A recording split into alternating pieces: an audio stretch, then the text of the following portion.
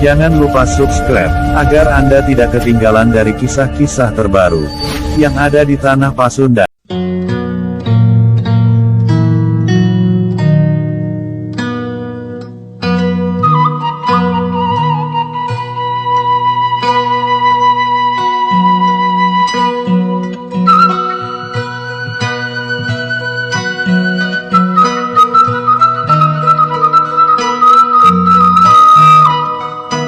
Di dalam perjalanan sejarah bangsa Indonesia, nama Indonesia sendiri berasal dari dua suku kata dalam bahasa Yunani, yaitu kata Indus, yang artinya India, serta kata Nesos, yang artinya pulau.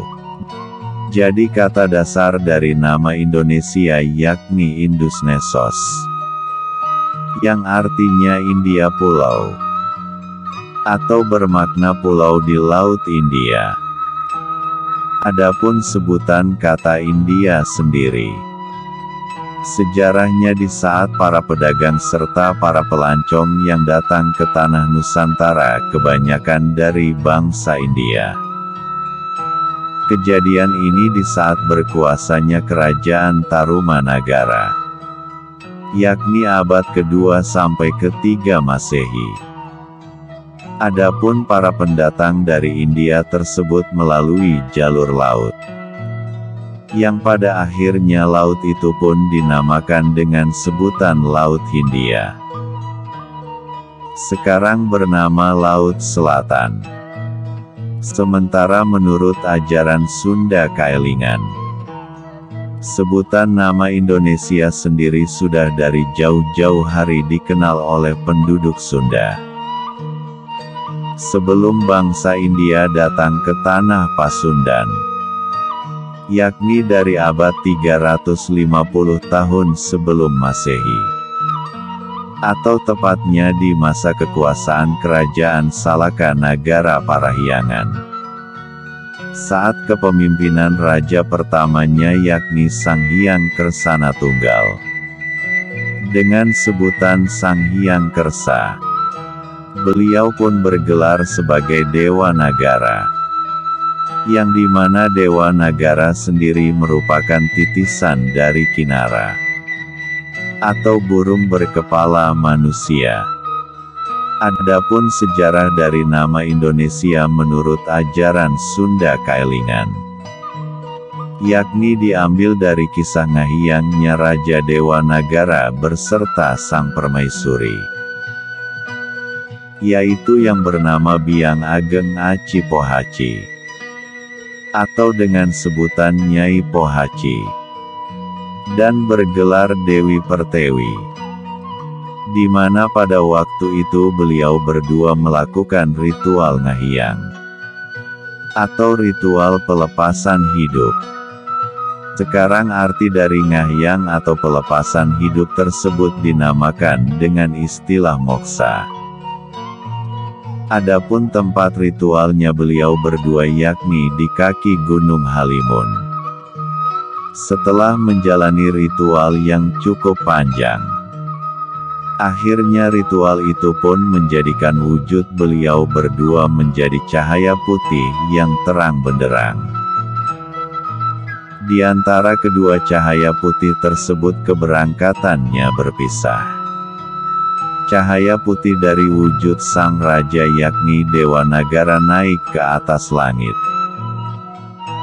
dan disambut dengan turunnya langit mendekati tempat ritual tersebut.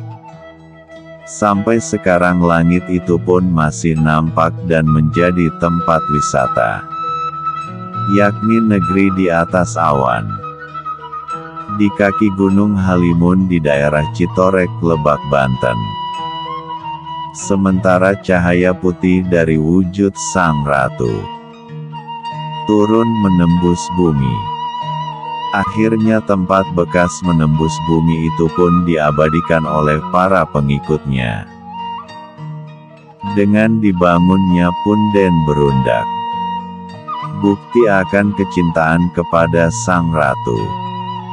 Punden itu pun sekarang dinamakan dengan sebutan Punden Berundak Cibeduk Citorek Lebak Banten. Tepatnya di bawah lokasi negeri di atas awan. Setelah kejadian itu masyarakat Sunda akhirnya mengistilahkan bumi dengan sebutan indung atau ibu. Sementara langit menjadi sebutan bapak.